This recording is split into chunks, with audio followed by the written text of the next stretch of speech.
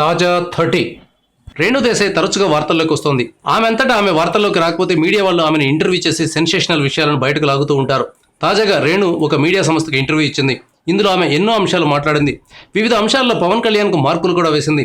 పవన్ భర్తగా యావరేజ్ అని చెప్పింది. తండ్రిగా మాత్రం 100% కరెక్ట్ అని తెలిపింది.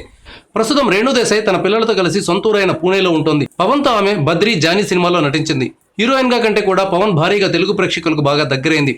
అనూహ్య కారణాల వల్ల విడాకులు తీసుకుంది. రేణుతో విడిపోయిన తర్వాత పవన్ ఒక విదేశీ మహిళను పెళ్లి చేసుకున్నాడు. రేణు మాత్రం పిల్లల్ని చూసుకుంటూ రెండో పెళ్లి గురించి ఆలోచించలేదు.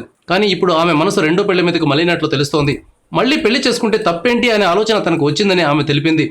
అయితే రెండో పెళ్లి చేసుకోకుండా ఉండాలని మొదట నిర్ణయం తీసుకున్నానని, కానీ సరైన వ్యక్తి ఎదురుపడినప్పుడు తప్పకుండా మళ్ళీ వివాహం చేసుకునే అంశాన్ని పరిశీలిస్తానని రేణు దేశాయ్ వెల్లడించింది. రేణు లాంటి సెలబ్రిటీని వివాహం చేసుకోవడానికి చాలా మంది ముందుకు వస్తారనడంలో ఎలాంటి సందేహం లేదు. అయితే రేణు మనసును మెప్పించడం అంత తేలిక కాదు. ఆమె ఎన్నో డక్కా ముక్కీలు తిని నేడు చాలా దృఢంగా ఉంది.